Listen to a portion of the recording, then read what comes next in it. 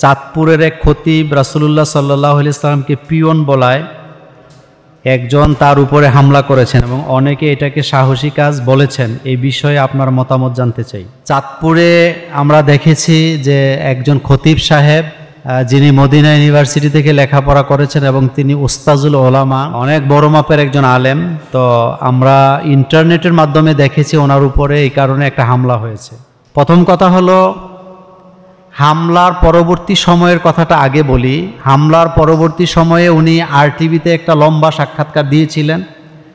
সেই সাক্ষাৎকারে খতিব সাহেব বলেছেন যে আমি রাসূলুল্লাহ সাল্লাল্লাহু আলাইহি ওয়াসাল্লামকে পিয়ন বলি নাই। উনি এভাবে বলেছেন যে নাউজুবিল্লাহ, আমি এত বড় সাহস কিভাবে করব যে আমার নবীকে আমি পিয়ন বলবো। আমি রাসূল সাল্লাল্লাহু আলাইহি ওয়াসাল্লামকে পিয়ন বলি নাই, বরং আমি আলোচনা করতে গিয়ে একটা উদাহরণ দিয়েছি যে চাইতে হবে যা চাওয়ার আল্লাহর কাছে, আল্লাহকে ব্যতীত অন্য কারো কাছে চাওয়া যাবে না। এবং সেখানে তিনি বলেছেন যে আমি রাসূল সাল্লাল্লাহু আলাইহি ওয়াসাল্লামের প্রসঙ্গ সেখানে আনি নাই এবং রাসূল সাল্লাল্লাহু আলাইহি ওয়াসাল্লামকে আমি পিয়ন বলি নাই, বলার প্রশ্নই আসে না। আমার কাছে যেটা মনে হলো, যেই ব্যক্তি খতিব সাহেবের উপরে হামলা করেছেন তিনি খতিব সাহেবের বক্তব্যটা বুঝেন নাই। কারণ বক্তব্য বোঝার জন্য যতটুকু জ্ঞানের দরকার হয়তো তার কাছে সেটা ছিল না। দ্বিতীয় কথা হলো যে রাসূল সাল্লাল্লাহু আলাইহি ওয়াসাল্লামকে যদি কেউ অবমাননা করে আমরা অবশ্যই কোনো ক্রমেই সেটা সমর্থন করি না বা করতে পারি না। এটা আমি মোমেন হিসাবে আমরা কখনো করতে পারি না। আর যেই লোকটা রাসূলের দেশে লেখাপড়া করে আলেম হয়েছেন, যেই লোক রাসূল সাল্লাল্লাহু আলাইহি ওয়াসাল্লামের সুন্নাহ এবং কোরআনের আইন তথা বিধানের জন্য সারা জীবন পরিশ্রম করছেন এবং তিনি দুইটি কামিল মাদ্রাসার হেড মুহাদ্দিস ছিলেন, তিনি তার বক্তব্যের মধ্যে রাসূল সাল্লাল্লাহু আলাইহি ওয়াসাল্লামকে অবমাননা করে কথা বলবেন, এটা আমাদের বিশ্বাস হয় না। সুতরাং কারো বক্তব্য না বুঝে আবেগের তাড়নায় কারো উপরে হামলা করা এটা কখনো কাম্য হতে পারে না। আমাদের দেশে একটা সমস্যা হলো, যেই লোকটা ইসলাম বুঝে না সেই লোকটাও আবেগ দিয়ে চলে, নামাজ পড়ে না, রোজা রাখে না, পর্দায় চলে না, ইসলাম বুঝে না, কিন্তু কোনো ব্যাপারে কোনো একটা শুনলেই আবেগের তাড়নায় হুমড়ি খাইয়া পড়ে রাস্তায় বেরিয়ে যায়।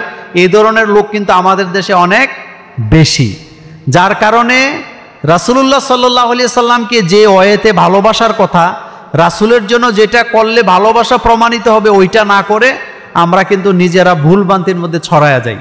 প্রথম কথা হলো, এই হামলা কোনোভাবেই কাম্য নয়, এটা ভবিষ্যতে আরও হবে তাইলে। 2 নম্বর কথা হলো, এটাকে যারা সমর্থন করেছেন তারা একেবারেই অন্ধভাবে করেছেন, এটা সমর্থনযোগ্য নয়।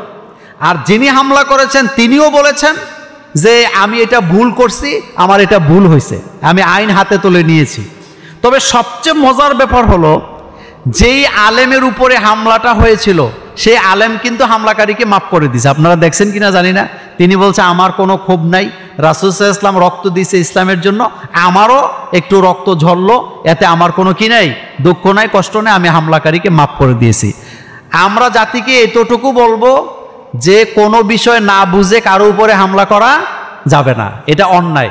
আপনি বুঝবেন, এই লোক তো ওই ইমাম সাহেবের সাথে কথা বলতে পারতেন বা খতিব সাহেবের সাথে বলতে পারতেন যে আমি এটা বুঝিনি, আপনি আমাকে বুঝাইয়া দেন। তিনি আর যিনি হামলাটা করছে তিনি কোনো ইসলামের শিক্ষায় কিনা শিক্ষিত না, তিনি কোরআন হাদিস জানেও না, সম্পূর্ণ আবেগে পড়ে হামলাটা তিনি করেছেন। অন্য ধর্মের মানুষ কেন জান্নাতে যাবে না? এই প্রশ্নের উত্তর একাধিকবার দিয়েছি, আজকেও দিচ্ছি, একেবারে সহজ বিষয়। প্রথম কথা হলো, জান্নাতে যেতে হলে ঈমান লাগবে। বলেন কি লাগবে? ঈমান। ঈমান ঈমান দিয়ে জান্নাত জাহান্নামের ফয়সালা হবে। তো ঈমান যদি না থাকে সে জান্নাতে যাবে কিভাবে? পৃথিবীতে যত দেশের ক্যান্টনমেন্ট আছে, ক্যান্টনমেন্টের ভিতরে ঢুকতে হলে আর্মির লোক হওয়া লাগে, এটা আপনারা জানেন। কিছু কিছু জায়গা আছে সাধারণ মানুষের জন্য যাওয়া কি অনুমতি নাই, ওই জায়গায় যাওয়ার জন্য আগে যোগ্যতা অর্জন করা লাগবে। সুতরাং জান্নাতে যেতে হলে প্রথম শর্ত হলো কি? ঈমান। যিনি আপনাকে সৃষ্টি করেছেন, যিনি আপনাকে লালন পালন করেন, নিয়ামত দেন, খাওয়ান, পড়ান, সেই আল্লাহর উপরে যদি আল্লাহর প্রতি যদি আপনার বিশ্বাস না থাকে, তাহলে সেই আল্লাহর জান্নাত আপনি পাবেন কি করে? এজন্য আল্লাহ পাক বলছেন ইন্নাল্লাযীনা আমানু ওয়া আমিলুস সলিহাত লাহুম জান্নাতুন তাজরি মিন তাহতিহাল আনহার।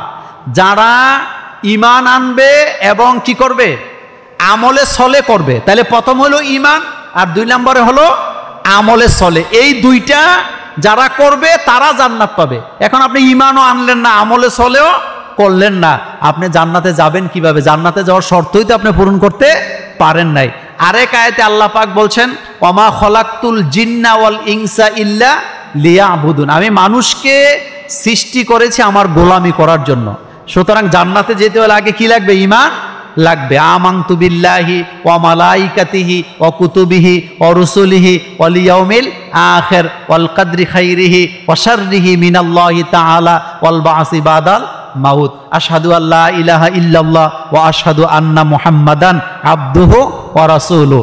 লা ইলাহা ইল্লাল্লাহু মুহাম্মাদুর রাসূলুল্লাহ সাল্লাল্লাহু আলাইহি ওয়াসাল্লাম। এই কথা স্বীকৃতি দিতে হবে, এই কথাকে বিশ্বাস করতে হবে এবং এই কালিমা অনুযায়ী আমল করা লাগবে। তাইলে আপনি ঈমান, আর আপনি ঈমান আনলে আপনি মোমেন, আর মোমেনদের জন্য জান্নাত তৈরি করছেন কে?